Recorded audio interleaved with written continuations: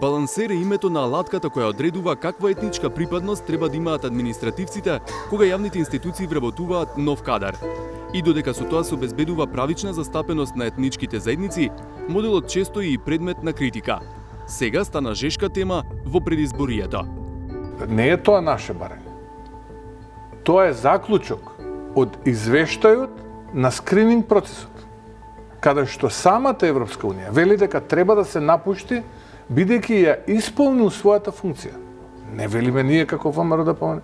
Еве, пошто 17 пати го спомена. Услов ќе го поставите за коалиција. Точно, да го почитуваме тоа што го бараат од извештајот, во извештајот европските официјални лица.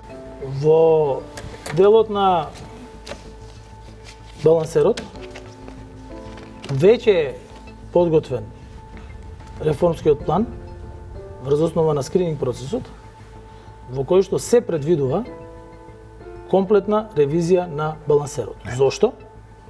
Бидејќи се злоупотребува и бидејќи не ги дава резултатите кои што се однесуваат на професионализација врвна на јавната администрација. Дали треба да се очекува укинување на балансерот, како што најавува ВМРО ДПМН, или негово ревидирање, како што велат од СДСМ? Соодветната и правична застапеност на сите етнички заедници во јавниот сектор е уставна темелна вредност од 2001 година наваму, и таа придонесе за интегрирање на албанската и на другите немнозински заедници во државните институции на централно и локално ниво. Но алатката што се користи за нејзино спроведување, наречена балансер, се почесто е мета на критики поради злоупотребите. Медиумите со години известуваат за примери на изигрување и нелогичности поврзани со балансерот. Меѓу нив, најновите е огласот на национални шуми за вработување на 12 дрвосечачи албанци во Берово, општина во која според пописот има само еден албанец. Можат да се најдат и десетици, ако не и стотици текстови за тоа како кандидатите ја менуваат етничката припадност според барањата на огласот. Па има случаи кога едно лице се јавува за повеќе позиции во исто време, секаде со различна етничка припадност. Но, освен од дома, критики за балансерот стигнаа и од надвор. Во извештајот од скринингот за кластер 1 фундаментални вредности што Европската комисија го објави во август 2023 година, пишува дека балансерот повеќе не ги исполнува целите, бидејќи процентите во формулата не ги одразуваат податоците за резидентно население на последниот попис. Дополнително се вели во извештајот, паралелните постапки за регрутирање го поткопуваат и системот на правична застапеност и така наречениот систем на заслуги. Во извештајот не пишува, но еден од механизмите за вработување што го користат институциите е преземање на вработени кога се трампаат наши за ваши партиски кадри. Најдециден став за ова прашање во својата изборна програма има ВМРО ДПМН. Од партијата велат дека балансерот треба да се укине. Се повикуваат на извештајот од скринингот за кластер 1 на Европската комисија. Искористувањето на балансерот и неговата злоупотреба целосно го разрушува принципот на стручност и компетентност, кој што е основен принцип за вработување и ангажман во јавната администрација, што значи дека граѓаните прво избираат која националност се, а потоа се смета, се мери нивните квалитети, образовни квалитети, биографија, претходно искуство, знаење, компетенции и така натаму. Што значи дека алатката го донесе до апсурд процесот на вработување во јавната администрација и затоа ние сметаме дека треба да се напушти, секако со почитување на темелната вредност на уставот, која што значи правична и соодветна застапеност.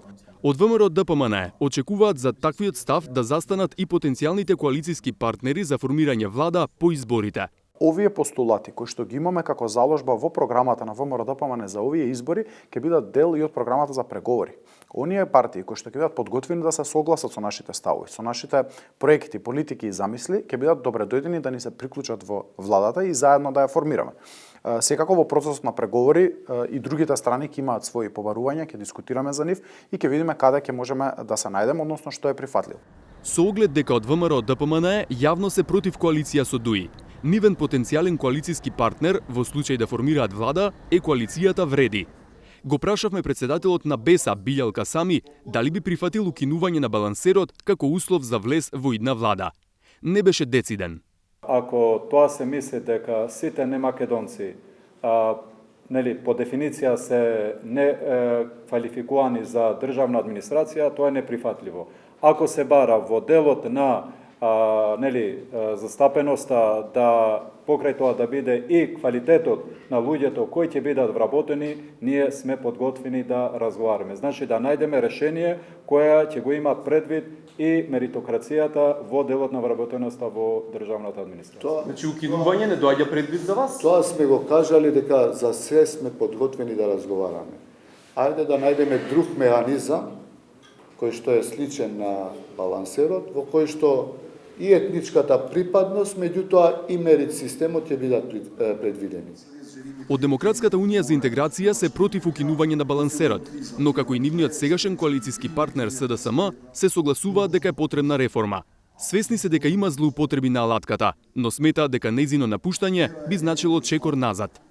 Таа идеја за нив води кон дестабилизација. Ние мислиме дека треба да се надгради за да се евитираат, превенираат било какви злоупотреби, туку навистина да служи како алатка која ќе биде за следење на правичната и соодветната застапеност. Така што мислиме дека овие изјави не се нови, не се изненадување за нас, бидејќи вакви изјави каде што се бара и укинување на балансер и некои други одредби кои се предвидени и во Уставот, и во законите сме ги слушале и порано. И тоа е дел од таа агенда на Русија за поларизација уште повеќе на нашево општество, за креирање на тензии и за целосна дестабилизација. Од владеачкиот СДСМ во неколку наврати побаравме интервју во кое би објасниле како предлагаат да се реформира балансерот, но од партијата не дадоа изјава.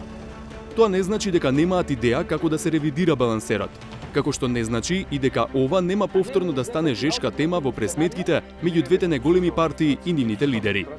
На крајот на краиштата, балансерот е дел од патоказот за реформа на јавната администрација, чие прифаќање од Брисел е еден од предусловите за отворање на првиот кластер, кога ќе продолжат преговорите на земјава со Европската унија.